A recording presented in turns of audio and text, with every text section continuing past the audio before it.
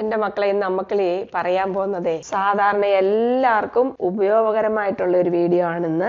ഇത് എളുപ്പത്തിലും പിന്നെ നമുക്ക് കുറെ നാളത്തേക്കും ഇത് സൂക്ഷിച്ചു വെക്കാനും പറ്റുന്ന ഒരു കാര്യമാണ്. കുറച്ച് മല്ലിയില എങ്ങനെ നമ്മൾ എടുത്തു വെക്കാം, എത്ര നാൾ കഴിഞ്ഞാലും നമുക്ക് എടുക്കത്തക്ക പോലെ. ഇതിനു മുമ്പ് ഞാൻ കറുവേപ്പില വെക്കുന്ന ഒരു വീഡിയോ ഇട്ടായിരുന്നു. അതേപോലെ തന്നെയാണ് മല്ലിയില, പക്ഷെങ്കിൽ ഇതിന് കുറച്ച് വ്യത്യാസങ്ങളുണ്ട്. ഇതൊക്കെ നമുക്ക് എന്നും കിട്ടാത്ത സാധനമല്ലേ, ചിലയിടത്തൊക്കെ 10 ദിവസത്തിൽ ഒരിക്കലൊക്കെ അല്ലേ കിട്ടുള്ളൂ. അപ്പൊ അങ്ങനെയുള്ള ഒരു സാഹചര്യത്തിൽ ചട്ടിയിൽ വെച്ചാന്നേലൊക്കെ വളർത്തുന്നുണ്ട്. സൂക്ഷിച്ച് നമ്മൾ എടുത്തു വെച്ചാൽ. ഇപ്പൊ ഞാൻ 2 കെട്ട് മല്ലിയിലയാണ് വാങ്ങിച്ചിരിക്കുന്നത്. നല്ല ഫ്രഷ് ആണ് കേട്ടോ, നല്ല വൃത്തിയായിട്ട് അങ്ങ് കഴുകും. ചിലരൊക്കെ തണ്ട് കളയും, പക്ഷെ ഞാൻ തണ്ട് കളയത്തില്ല. തണ്ടും നമുക്ക് ഉപയോഗിക്കാവുന്നതാണ്. എന്നിട്ട് ഒരു പാത്രത്തിൽ കുറച്ചു നേരം വെച്ച് കഴിയുമ്പോൾ കുറെ വെള്ളമൊക്കെ അങ്ങ് വാർന്നു പോകും. അത് കഴിഞ്ഞിട്ട് നല്ലൊരു ടിഷ്യൂ പേപ്പർ അല്ലെങ്കിൽ ഒരു വെളുത്ത നല്ലൊരു കോട്ടൺ തുണി എന്തെങ്കിലും വെച്ച് ഈ ഇലയിലുള്ള വെള്ളം മുഴുവൻ അങ്ങ് തുടച്ചെടുക്കണം. ഫ്രിഡ്ജിലോ ഫ്രീസറിലോ വെക്കുന്ന സാധനത്തിൽ ഒട്ടും വെള്ളം കാണരുത്.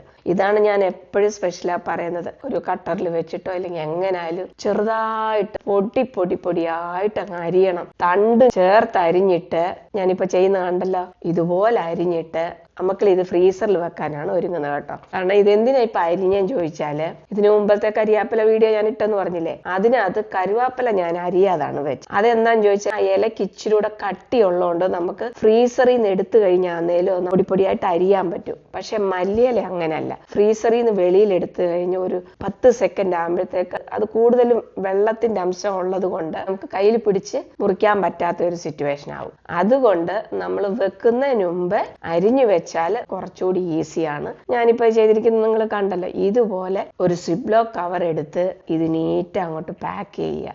എയർ ഒട്ടും കാണരുത്. എയർ ഉണ്ടെങ്കിൽ നമുക്ക് ഫ്രീസറിനകത്ത് സ്ഥലം സേവ് ചെയ്യാൻ പറ്റത്തില്ല.